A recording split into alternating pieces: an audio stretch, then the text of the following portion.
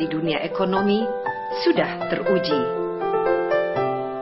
Pribadinya lugas dan cerdas, mengantarkannya menjadi perempuan yang berpengaruh di dunia. Dialah Sri Mulyani Indrawati.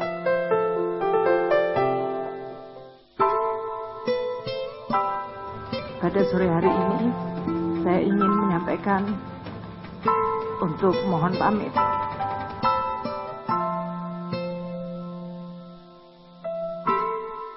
Masih lekat di ingatan kita, tatkala Sri Mulyani berurai air mata melepaskan jabatannya sebagai Menteri Keuangan di tahun 2010. Pro dan kontra muncul sebagai respons terhadap pengunduran diri wanita yang juga pernah menjabat sebagai Menteri Negara Perencanaan Pembangunan Nasional, Ketua Bappenas.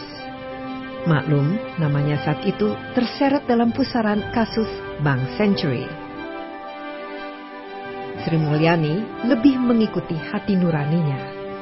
Bukan karena ia akan menjabat sebagai Managing Director World Bank pada tanggal 1 Juni 2010 saat itu, tapi lantaran ia tak mau diombang-ambingkan oleh kepentingan politik segelintir orang. Apalagi jika itu bertentangan dengan prinsip dan etika yang diyakininya.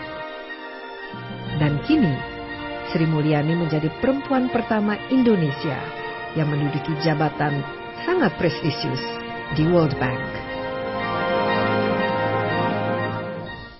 Mbak Ani ini senang sekali akhirnya kita bisa berjumpa karena Mbak Ani ini orang yang paling susah ditemui kalau di Jakarta. Sekarang kalau bertemu dengan Mbak Ani harus terbang ke Amerika Serikat. Jadi 3 tahun ini cerita dong ngapain banyak aja. Ya. Kita semua soalnya kangen. The World Bank banyak sekali kesibukan karena jadi waktu itu langsung terjun, langsung harus memimpin board. Tapi portfolio saya waktu itu mengawasi hanya 3 region dari 6 region. Jadi saya in charge for Latin America, Caribbean, Middle East, North Africa, sama East Asia Pacific.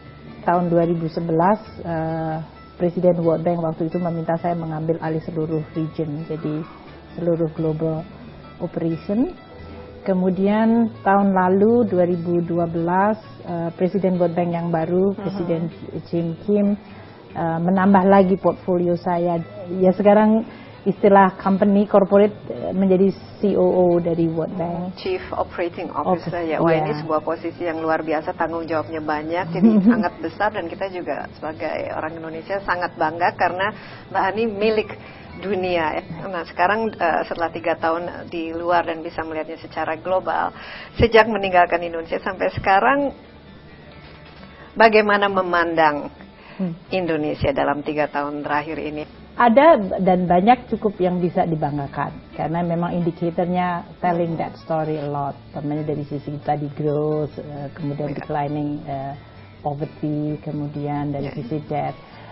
Dari sisi institusional Indonesia, dan kita sering agak terganggu karena kalau dilihat dari sisi kayak ranking dari doing business, dari governance, ya, masih nomor 128. Kita masih 100 sekian gitu ya.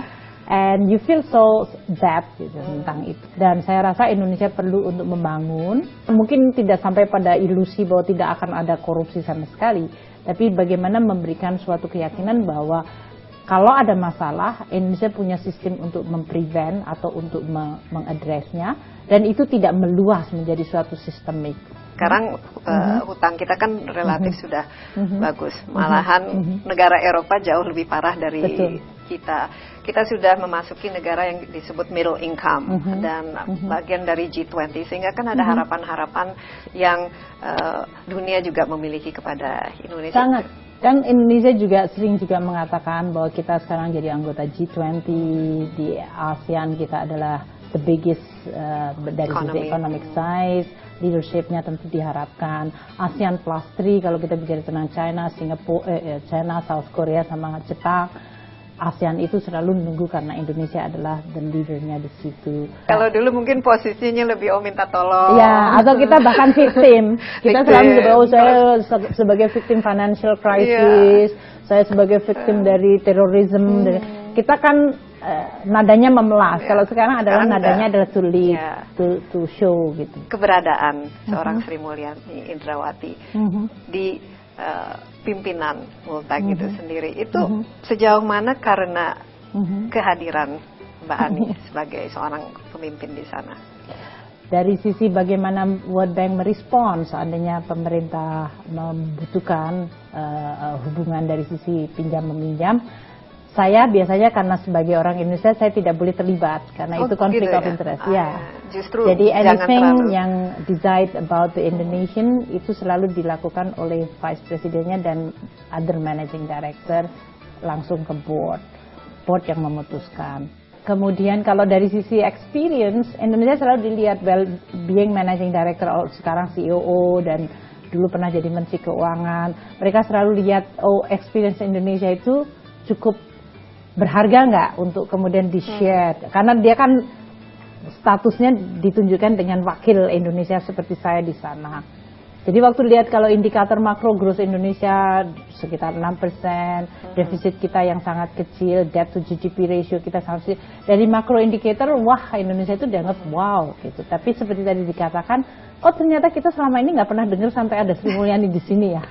We are not that familiar dengan Indonesia dan ternyata begitu mereka datang, mereka lihat indikator, ya pleasantly surprised lihat itu. Dan pasti kehadirannya Mbak Ani di sana juga banyak memberikan perspektif yang baru dan yang positif ya terhadap Indonesia. Moga-moga. Terus kita minum dulu. Well, that is very nice.